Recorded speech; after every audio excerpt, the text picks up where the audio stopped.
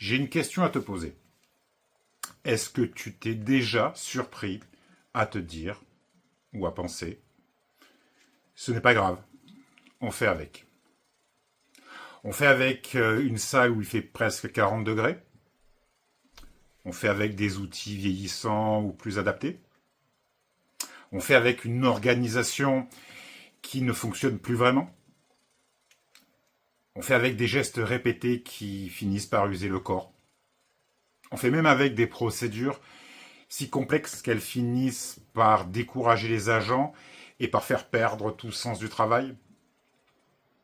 Pourtant, la protection de la santé, ce n'est pas une option, c'est une obligation.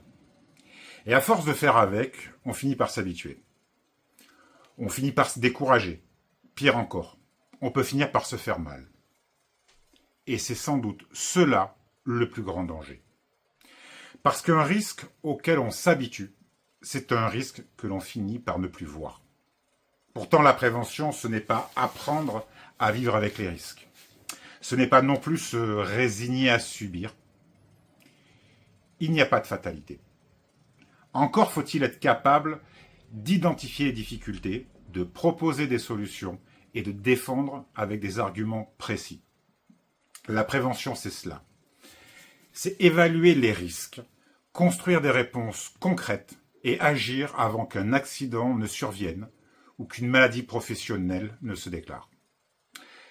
Et pour y parvenir, nous disposons d'un outil essentiel, le document unique d'évaluation des risques professionnels, autrement appelé le DUERP.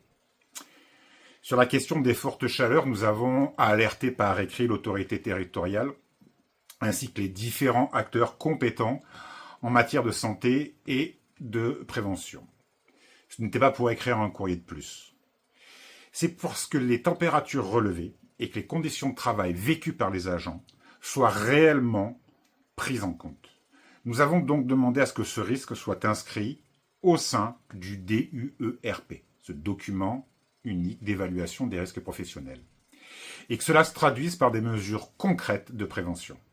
Mais cela ne concerne pas seulement la chaleur. Cela vaut aussi pour un matériel vétuste, des gestes répétitifs, un poste mal aménagé, une exposition au bruit, à des agressions, une organisation de travail qui finit par épuiser. Et toi aussi, tu as un rôle essentiel à jouer. Lorsque tu inscris une situation sur le registre santé-sécurité au travail, le fameux RSST, tu ne te contentes pas de constater ce qui ne va pas. Tu rends visible une réalité de ton travail. Ton signalement apporte une information qui doit être prise en compte dans l'évaluation des risques et, si nécessaire, dans la mise à jour du DUERP.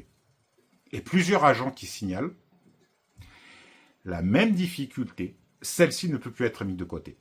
Elle doit être examinée, évaluée, et lorsqu'un risque est identifié, conduire à des mesures concrètes de prévention. En signalant, tu deviens acteur de ta propre prévention, mais aussi celle de tes collègues. À l'autorité territoriale, ensuite, d'évaluer les risques et de prendre les mesures nécessaires. Car la prévention ne consiste pas seulement à éviter les accidents visibles. Elle doit aussi empêcher que le travail abîme progressivement le corps, épuise les esprits ou fasse perdre tout sens au métier. Parce que chaque agent a une santé physique et mentale à protéger. À l'AFA, nous refusons que les risques deviennent une fatalité. Nous faisons des propositions, nous les argumentons et nous les portons devant l'autorité territoriale. Parce qu'il existe une autre manière de faire. Une prévention qui n'attend pas que les risques deviennent habituels pour réagir. Alors la prochaine fois que tu te diras « ce n'est pas grave, on fait avec », rappelle-toi une chose, on peut faire autrement.